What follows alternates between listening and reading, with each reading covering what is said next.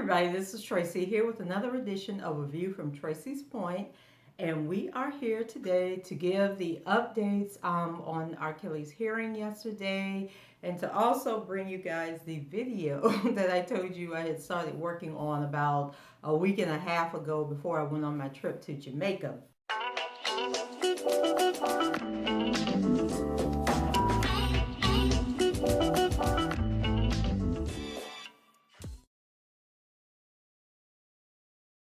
The reason I didn't post it was because someone had created an IG account called, I believe it was I am Azriel Clary or something like that. And so it's a private page, but I went ahead and sent a request to see what would happen. And so I did get accepted as a follower. So the only thing that was on this page was a flyer. And so on this flyer, it pretty much directed you to a YouTube channel and was saying that Azriel was going to start this YouTube channel. So I went over to YouTube, and the channel is called Life of Azzy Clary. But the video that was posted on it, it had the same flyer that was on the IG page, but there was I don't know if it was a typo or if it was on purpose, but it said Life of Azzy Clay. So basically, it was this video on there. It was a little short clip. It was a promotional video that was basically saying that Azriel was coming to YouTube. And so in the background was music playing, and the music sounded like it was a song by Azriel. And so I was like, oh, wow, I wonder if R. Kelly was helping Azriel produce some music. But then I got to thinking, Azriel did an interview, a phone interview back in, I believe it was 2013, and I'm going to drop a bit of that clip here. But basically, she already had a CD, and I guess it was like a demo CD, and she was going out to California to work with somebody to promote the CD. So we don't know whatever happened to that CD, what happened when she went to California. She talked about doing a video shoot in this interview that she did with this, it was called Charm City, I believe, but the video was actually posted on somebody else's page who I guess was a part of Charm City, but I'll drop both of the links to the pages in this video. Advice, Azriel, can you give any young person out there who's pretty much doing what you're doing? Whether you're doing what I'm doing or not, I feel as though if you have a dream, chase it. If you have a passion for something, chase it. Don't ever give up. Don't listen to what people say. Because to be honest, I have had doors slammed in my face and I have kept going. I have met big names and I'm still going. I mean, like, if you truly enjoy doing what you do, like if you truly enjoy your craft, there should be no way that you should want to stop. Whether you have good bumps in the road or bad, like to be honest, if you truly believe in it yourself, you can accomplish anything in life. Azriel, very positive, very confident. So the person that we're seeing coming out now, since R. Kelly has been locked up, seems to coincide with the same person she was in 2013 when she was excited about her CD coming out. So I decided, I'm going to hold off on putting the video out. I'll wait till July 30th when this YouTube page is supposed to go live, and then I'll talk about whatever content was put out there. So July 30th came around, and I kept checking the page, and then finally around 5:30 that evening, the video promotion was deleted. And so then I went to the IG page, and the promo on the IG page was deleted also. So I don't know if this was really Azriel that was going to do these pages, or if all of this transpired because on Monday, which I believe was the 29th, there was this email circulating on Twitter. And so on this email, it was basically supposed to be either the girls or the young ladies, or it was someone that was representing them. But basically, it was a very poorly formed, unprofessional looking email. And when I say unprofessional, I mean it didn't have letterhead or anything like that on it. And So like on my business emails, I actually have like an image at the bottom. I have all my contact information at the bottom. But on this email, it was basically like a white piece of paper. It was typed out. It had hyphen and a comma instead of saying, to whom it may concern or something like that. And then it wasn't signed by anybody, but at the bottom there was a phone number that had been whited out. And someone said that they had actually called the number. I guess whoever put the email out on social media said that they called the phone number and it was a legit number. But of course, it was whited out on this tweet that was going around. And so it basically said that the girls were looking for representation, that they were looking to get into modeling and acting, and there was such a negative response to the email that may have driven them taking down the YouTube. Well, the channel is still there, but not going live as they had promised that they were going to do on July 30th. And so Wendy Williams picked up the story, and she basically was bashing the girls, was like, who would hire them, who would want to touch them, just basically telling people out there, don't do it, don't get in bed with them, don't be a part of that. And basically the only story that anybody wants to see from them is, I guess, basically them turning on R. Kelly. And I'm just like, Wendy, you at some point in time you got to pull back, girl. And speaking of Wendy, and this just goes to show about how when you do dirt come back on you, because Wendy had a concert last night here in St. Petersburg. She does this comedy show during the off season, and I actually went to see Wendy's comedy show about 2 years ago when she was here, and it was a funny show. But Wendy was getting on the audience nerves because we live in St. Petersburg. St. Petersburg is a city outside of Tampa, and then the Tampa Bay area is like a big metropolitan area, but it encompasses Tampa, St. Pete, Clearwater, Pinellas Park, it's like all these other cities that make up Tampa Bay. So St. Petersburg is its own city, okay? And we have this theater called the Mahaffey Theater, and this is where Wendy performed. So Wendy kept saying Tampa, Tampa, Tampa, Tampa, Tampa, and the audience kept saying St. Petersburg, St. Petersburg, St. Petersburg, like get it right. So when I checked them tickets, I had went online to see how much the tickets were going to cost. And so they were like $80. And I was like, y'all ain't paying no $80 to go see Wendy. But I would say if the theater holds 1,500 people, they had sold 500 tickets. And so, Wendy, that's what you get. For always, you want to succeed, but you don't want anybody else to succeed.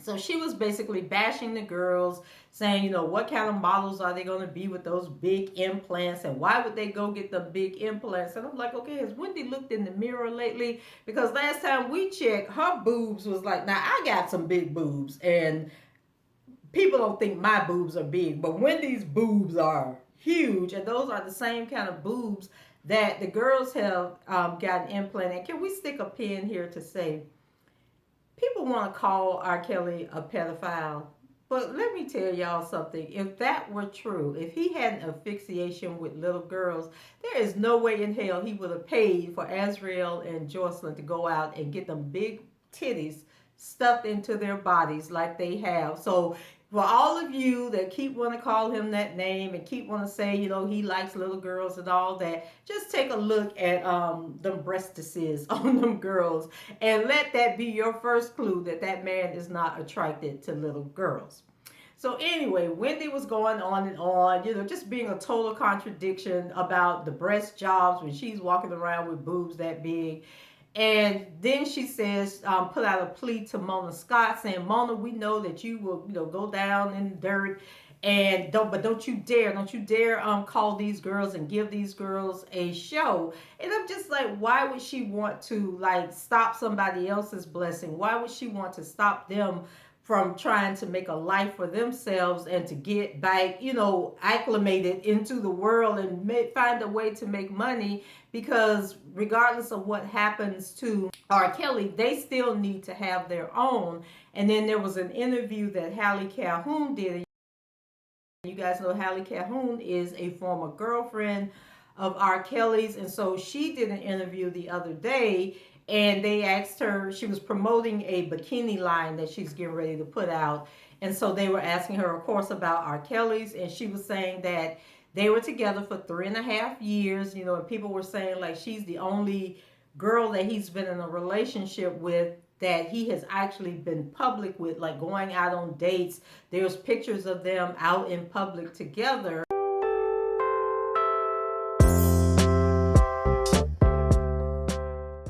And then I got to thinking, we never have seen him in public with Azriel and Joycelyn. Like we've seen Azriel and Joycelyn in the audience at concerts when he's at the club and they're partying with him, but like we've never seen him out walking hand in hand with them in the street. We've never seen them at a restaurant. We've never seen them like they are going out on a date.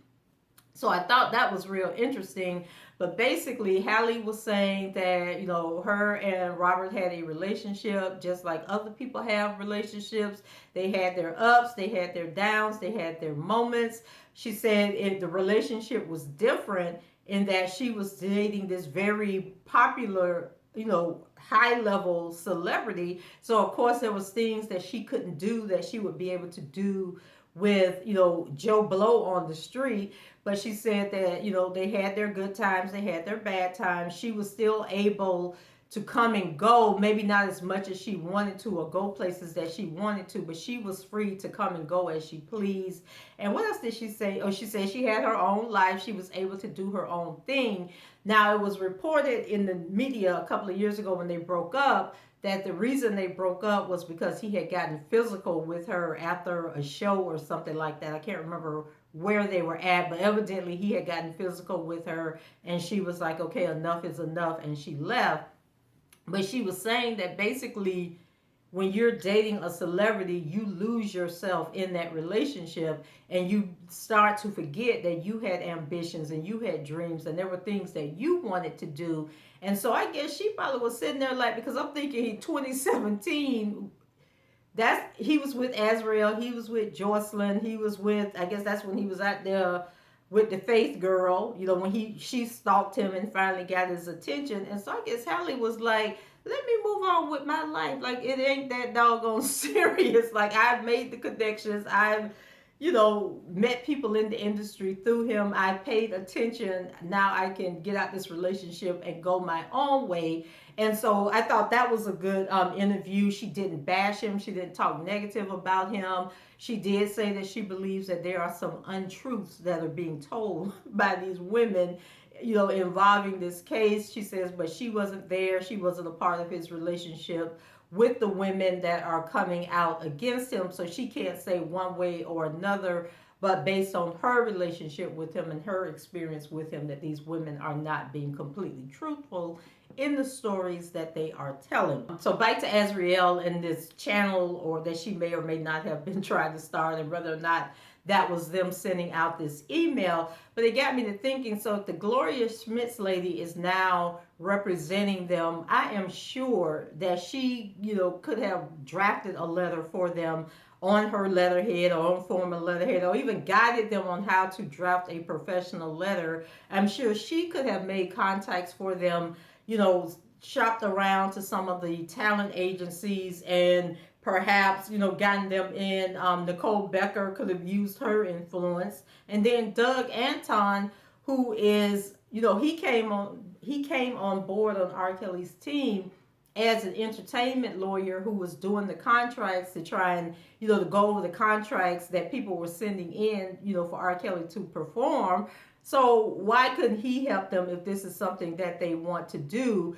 And then it just seems like, and it may just be appearances, like we don't know what's happening behind the scene. And, Will Edie did a video where he basically was saying, we're on the outside looking in. We don't know what's really happening behind the scenes. But on the outside, looking at this situation, it seems like the girls have just been, and I'm going to stop saying the girls, it seems that Azriel and Joycelyn have sort of been left on their own to fend for themselves and to figure out, how to maneuver through this whole situation. But we don't know that to be true, and I'm going to drop a video later on as I talk about what happened yesterday. Because there was a lady with them yesterday who seems to have been like either a security person, She was kind of mean mugging, so she might be part of a security detail. But she seemed to have been there chaperoning them, so it appears that R. Kelly is still looking out for them, even though he's locked up. So remember, Azriel did the video trying on the clothes and dancing, and saying that, I think she was typically being a 20-year-old because, I mean, my daughter 26 and she be doing some of the same stuff, buying new clothes. Like, I don't think she ever wears anything twice. Just buy all these clothes constantly to wear out. And then she get on IG and she's twirling around and modeling and all this stuff. So I didn't find that video that she did modeling the clothes to be abnormal in any kind of way.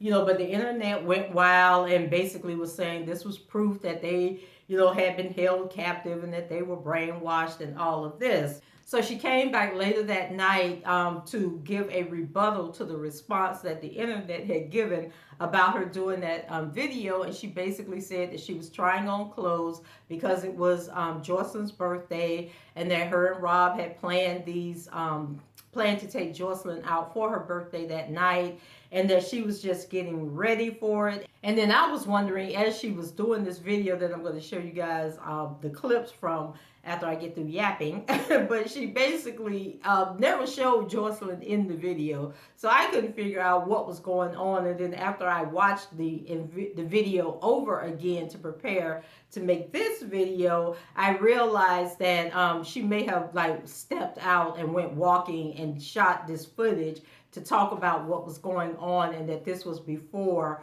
her and Joycelyn had actually gone out for the night, because we don't see Joycelyn anywhere in the video.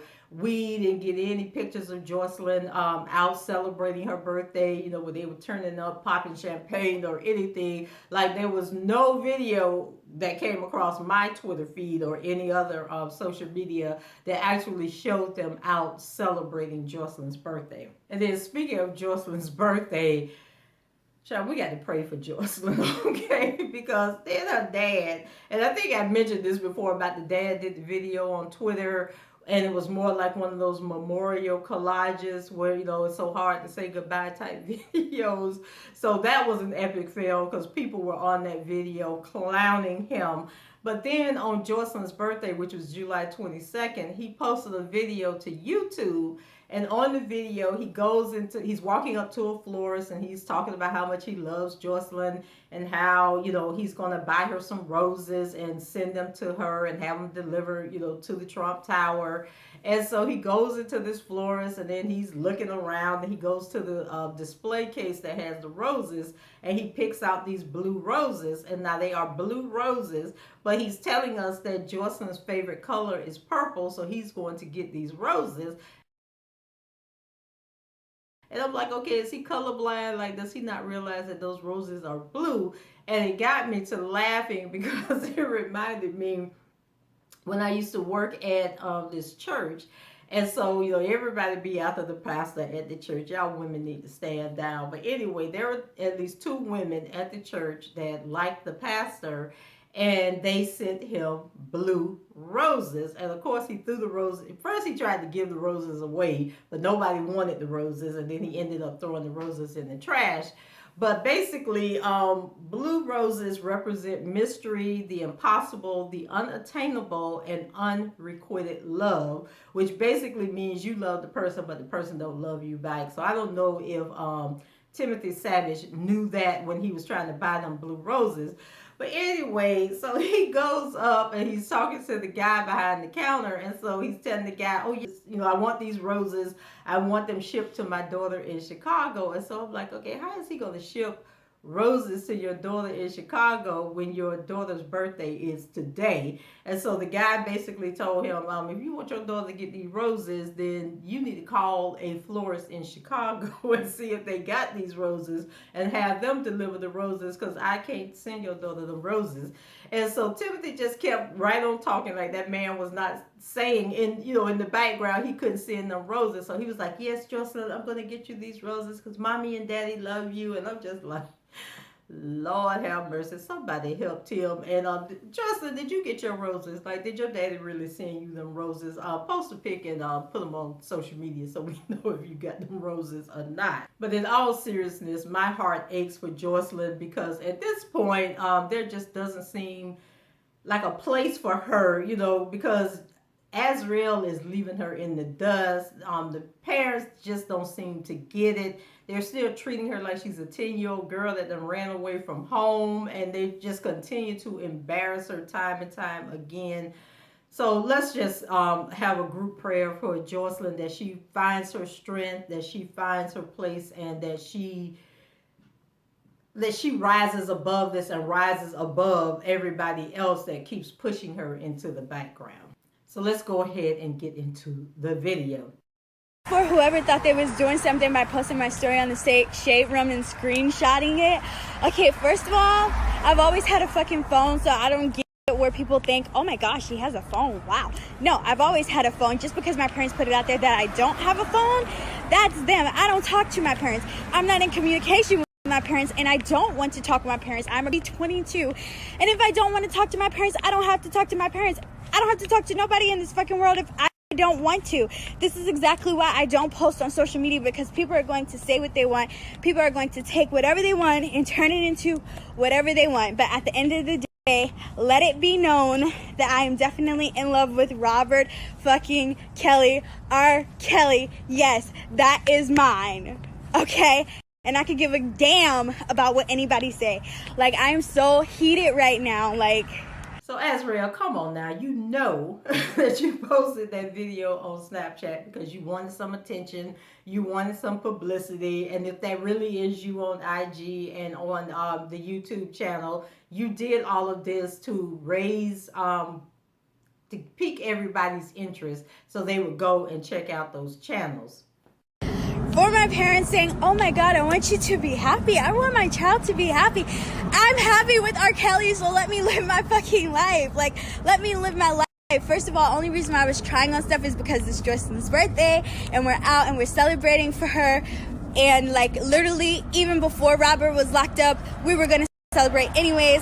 Literally 1 month ago, I was in Florida doing hookah, turning up, living my fucking life, and that's when I was with Robert. So Angelo obviously got the message that his daughter is done with him for the moment, because he has been awfully quiet over the past week or so, and since she put these videos out, because he responded to the first video, but he didn't respond to these videos here. At least I didn't see if he did respond to them. And did y'all get that? R. Kelly is hers, and she is running with that, okay? that is her man, and y'all need to get over it. Okay, so for people saying, oh, she's held hostage, she can't do this, she can't do that. No, yes, I can. I move at my own pace, though. And if I don't choose to see you, maybe it's the reason I don't see you. Maybe it's because you a snitch. Maybe because you're a liar. Maybe it's because you said some foul ass shit about me that wasn't even true. Did you ever think of that? When I first saw the video, and I mentioned this earlier, I thought that they were actually out celebrating Joycelyn's birthday, and I kept saying, okay, well, where is Joycelyn? Why Joycelyn can't get in on the camera? But then I think I realized that she was actually wearing a tank top and they weren't out. So they had either not gone out yet, or she went home and changed her clothes and went out to do this video. Oh, and then when she said that part about she was in Florida with Robert, a lot of people on social media thought that meant that Rob was actually in Florida with her. But what she was saying was that she went to Florida, had to turn up, had a good time with her friends, and it was during a period when her and R. Kelly was still together. So that was proof that she's not being held hostage. It doesn't mean that he was in Florida with her and y'all running around here talking about he violated his bond, he gonna be picked up and all this other stuff. At the end of the day, I'm happy with Robert. He's the love of my life, and I'm always going to support him and be by his side. I don't need no money. I don't need my parents to buy me no apartment because I got my own. Okay, I'm eating good. I'm not missing no meals. Don't worry about me. Keep my name out your mouth if it's not nothing good to say. Like, I'm so fucking done. The reason why I'm not even on social media is because people always twist everything that I say and I post. So why would I be on social media? I literally just posted literally one day and it's gotten all over the shade room. Like, are you serious? That's like, that's mind-blowing. And then people wonder why I'm not on social media. People wonder why Joycelyn's not on social media. We have the right. If we don't want to be on social media, we don't have to. Look at how everybody twists our shit. And so I'm not sure if she is referring to her parents or to friends or someone in particular. We do know that Azriel has stayed in contact with this guy named Jordan, because Jordan was the one that was telling Angela when he was doing a live video that Azriel was on Snapchat. And so it's obviously true that she has been on Snapchat before this. So I don't know why the video of her dancing and changing clothes was the one that caught everybody's attention and went viral. Maybe the Snapchat was private before and then she made it public so she could get the video out to the blogs and whatnot. And y'all hear that? She got her own money, okay? So remember, TMZ and the other blogs claimed that they were getting an allowance and that the person had ran off with the money who was giving them their allowance, and that they also collected a paycheck working as his business, like his admin people or something like that. Well, Azriel says she got her own money, okay? And she can pay her own bills and she ain't missing no meals. And then Azriel, to me, seems to be smart, but I still say that she did all this for publicity, so she needs to stop saying that people need to get out her business. And I honestly don't think that Joycelyn is ready to be on social media. So Joycelyn, stay off of social media. And his lawyers are going to prove that he's innocent. I mean, FBI came with the same charges. Homeland Security came with the same fucking charges. Racketeering, child pornography. Like, damn, I thought y'all was the smart ones, but y'all still doing the same shit, the same 2008 trial that he was acquitted on. But okay, you're the smart ones. Okay, great. Just keep doing your job. This part right here had me screaming. So I wonder if they are, if the FBI are smarter than a fifth grader. Because this case seems to have so many holes in it, but the government is so deceitful that, in looking on the inside, looking at what they're presenting to us, it does seem that this should be an easy case for the defense to win. But the government is so low down, dirty, and underhanded, that we still have to be concerned and still be worried for how this, well, not worried, because they say if you're going to pray, don't worry, and if you're going to worry, don't pray. But we still need to keep our eye on the government. But Robert, that's my baby. And I'm always be by his side because I love him. And when you find somebody that you love, you're going to love them unconditionally, and that you're going to be loyal to them. And that's not called being brainwashed, baby. That's loyalty. Okay, maybe you need to learn what loyalty is. So it's obvious that Azriel is a ride or die chick, and that's what Robert needs right now. Somebody that's going to stand in the gap, that's going to be there, going to be his biggest cheerleader. And hopefully he doesn't have to learn how far her loyalty goes, because I don't know if Azriel, because I have actually met people, whose men are in prison, and they have put their, they still consider themselves with that person, even though that person, may never come home again. And, they make those trips. I've seen documentaries about women who get their kids and they get on them buses and travel to the prisons every single weekend, so that the men can be a part of the child's life. And if you saw that movie, If Beale Street Could Talk, remember it was that same situation where she was just faithful and loyal. And so Azriel is trying to present herself as being that type of person. So I'm going to be in New York. I'm going to be at court. And look, I'm going to be staring at the back of his head so hard because I'm going to be like, oh boy, I can't wait for you to get home. I can't wait for you to get home. Because at the end of the day, I love him. That's who I love. So I'm 21, about to be 22, like I said.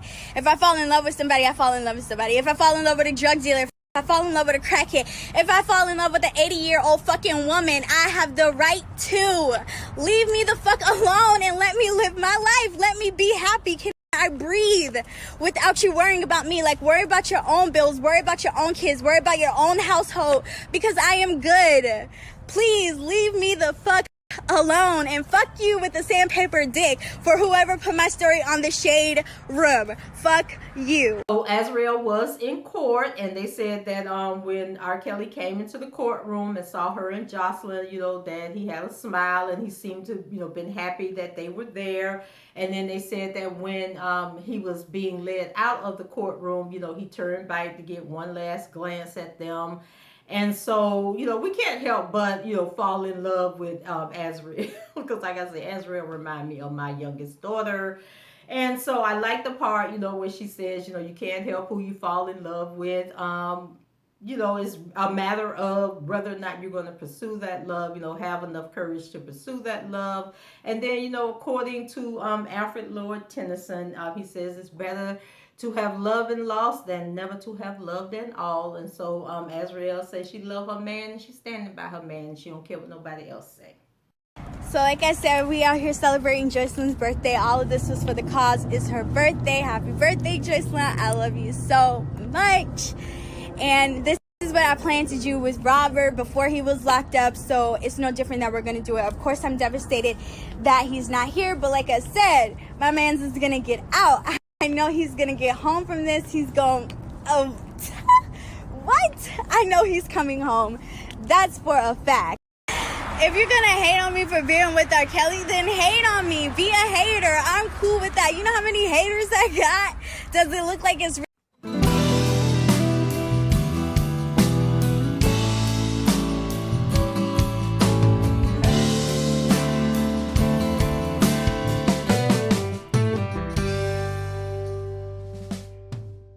I think this was the point in the video where it finally clicked in my head that this video was actually taken either before they went out or after they had came back, and that Joycelyn probably was not with Azriel when she was doing this video. got to get this clear. I'm definitely not happy that he's not here. I'm devastated, but I just got a call from him yesterday, so a girl is happy. A girl got a smile on her face. A girl can go out because she know her man's finna come home. People were saying R. Kelly is in the hole, and that he ain't got no communication, can't see nobody, can't talk on the phone, any of that.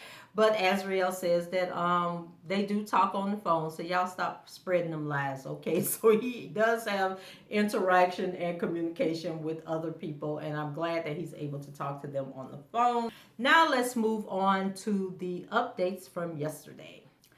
So Thursday, R. Kelly was transported to New York. He actually was transported on a private plane.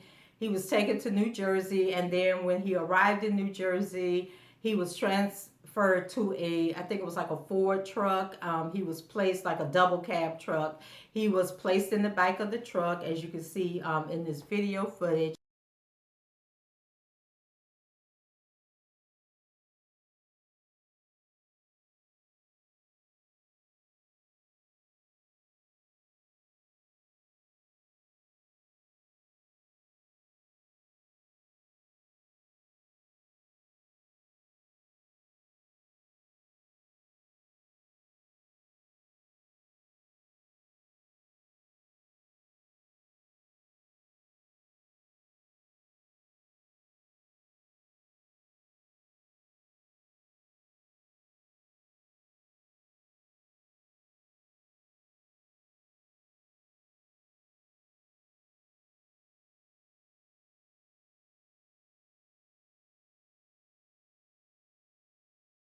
And then he was transferred to New York.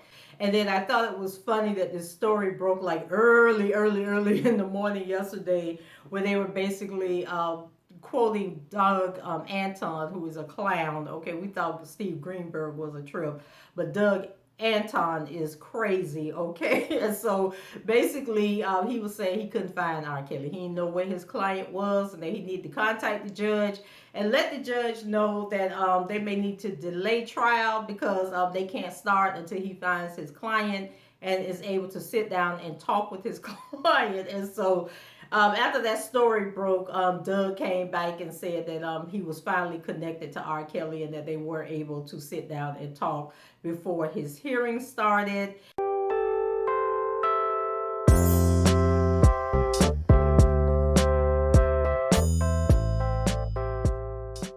And then the girls were there, and so they had video footage of them walking into court. And Azriel, big pimping, okay? She done left for, Lord have mercy. I just want to go and give Joycelyn a hug, yo. So she done left Joycelyn. Joycelyn trying to catch up.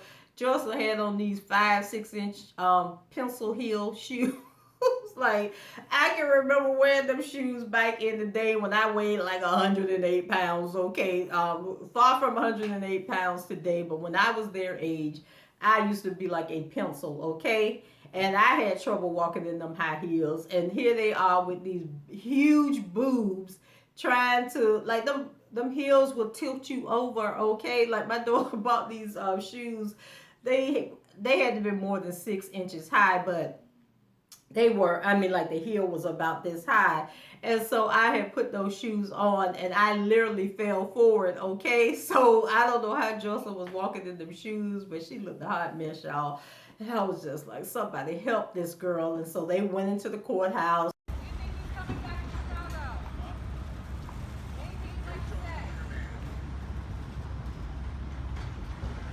And so the hearing was pretty brief. It was a request for bond. They basically said the same thing that they said in Chicago, and the bond was denied. And so people, are getting really upset, and they're focusing on the individual charges and the fact that there really probably isn't any real evidence or anything new that's going on, even though the prosecutors keep claiming they got all these new victims. But basically, I believe it's the New York charges where he's being charged with RICO, running a RICO organization. And I believe that it is extremely rare that anyone that's charged under the RICO Act is going to get bond. And so when you're looking at the case, you got to stop looking at it from the individual charges and look at it from a bigger picture. And so also take into consideration he was denied bond in the Chicago case. So what would make people think that they were going to give him bond in the New York case? Because either way, if they had granted him bond, he still would have been held in Chicago because they have already denied the bond. And then there are motions in place where they are trying to appeal the denial of bond in the Chicago case. But either way, I don't think that they are, really trying to let Mr. Kelly go at any point, not because they think he's a flight risk, but because they just want to be dirty and nasty like that. Like they think they have the upper hand. They're helping Lifetime get footage for their little series that they're going to have going on in January. So now what we need to be looking at is whether or not New York is going to try and hold their trial before the Chicago people do, because Chicago says that they want to. The Chicago judge says he plans to have the trial start in April of 2020, and he's going to set a definite date at the next hearing, which I believe is September 4th. So we'll see what happens with that. But to me, no surprise that they denied him bond. And then here was a little bit of what they were saying about what was happening in the courtroom. During the court, it says that they were asking the judge, to keep the victims' names from going public because they're all listed as Jane Doe. And so basically by doing this, they're preventing the defense from being able to do a proper investigation. And so in the press conference after the hearing was over with, Doug Anton was explaining that, hey, if we can find out who these Jane Does are, then we can go and then, put out a call like, do you know this person? Do you know anything about the case? And then that helps them with their investigation. And so they were talking about Jane Doe number 5, which everybody believes is Faith Rogers.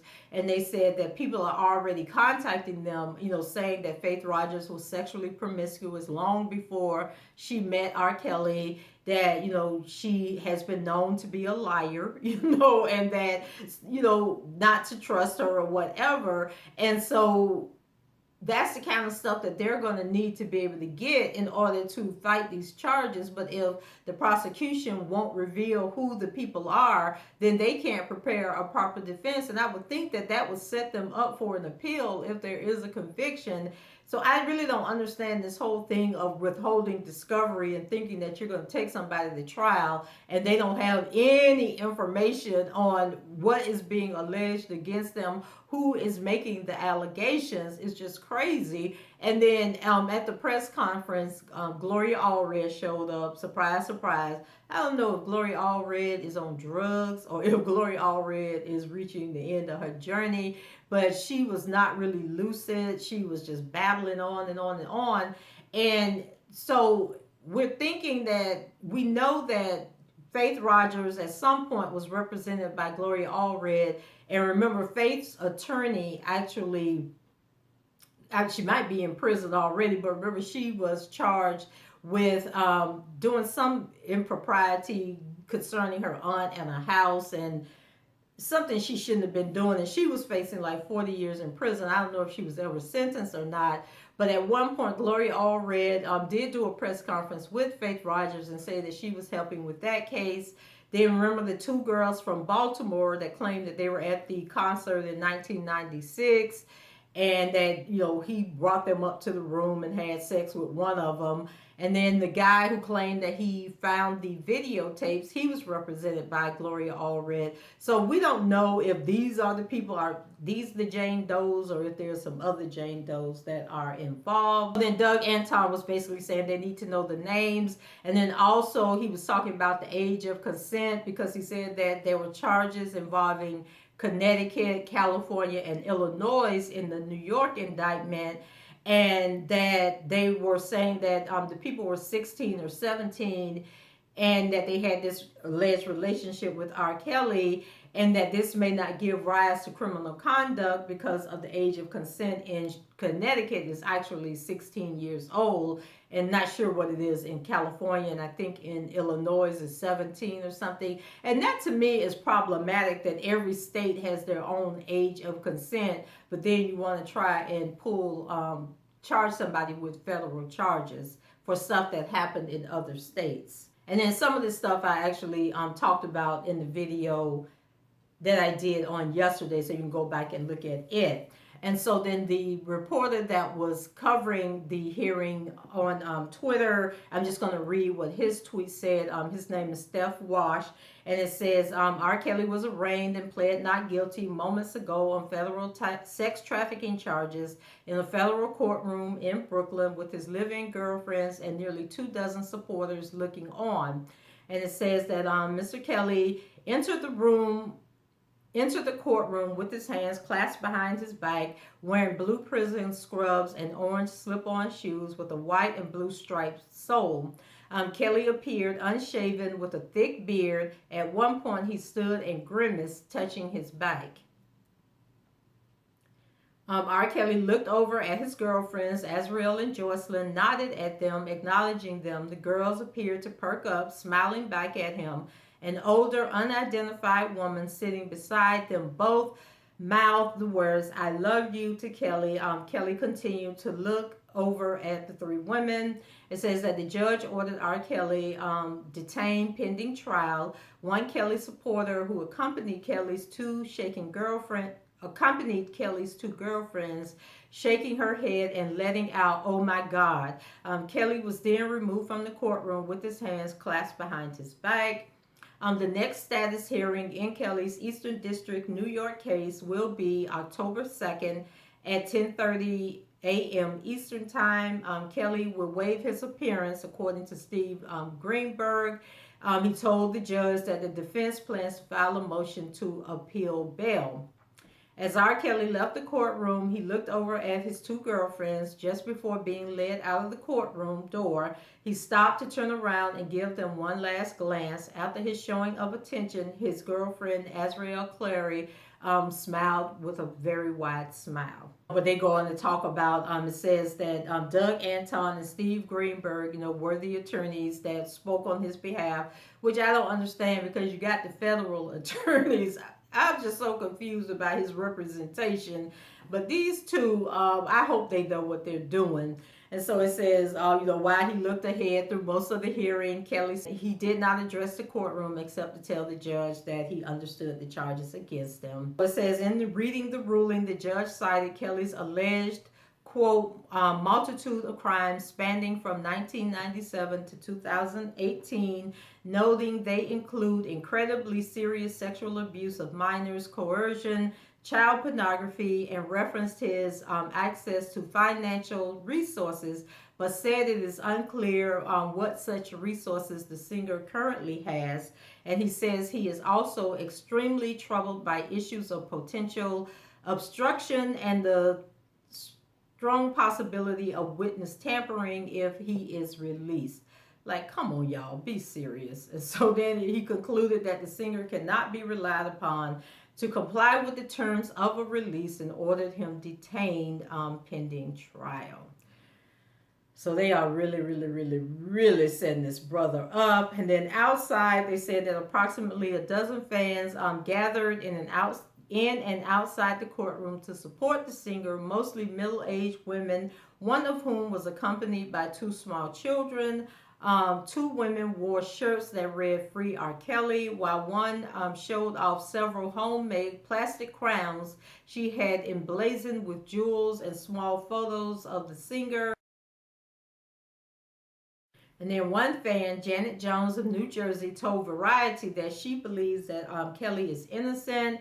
Quote, all of these girls' parents were aware of what they were doing, she said. How do you walk in and say, I'm going to be alone with a grown man, and your parents say, okay, and here's a picnic basket? That's on you as a parent. The girls chose to do that. If you had sex with somebody, that's what you decided to do. It's your body. She says she believes the accusers who spoke in the Lifetime docuseries surviving R. Kelly were staged.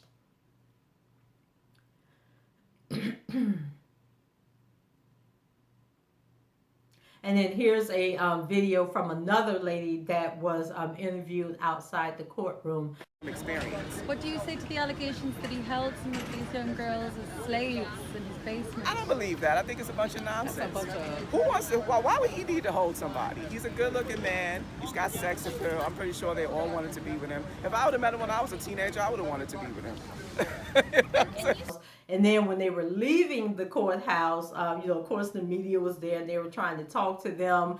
And then in this little video clip, you'll see the guy is telling Azriel to show him her phone. And the reason he's saying there is because on the back of the phone case was a collage of pictures of R. Kelly. And so I thought that was cute. And then Joycelyn was actually wearing it was a gold chain, and then it had a diamond encrusted R on it, but they didn't pick that up. But so she was representing with the R, and then Azriel was representing with the phone.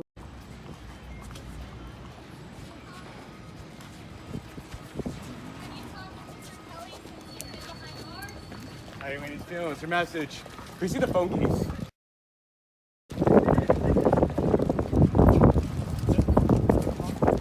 Are you guys upset? What happened in court today? Hey, you can talk to us. So guys, what do you think? Leave your comments below, rate the video, and subscribe to the channel if you haven't done so already. And until the next time, I shall talk to you guys later. Bye-bye.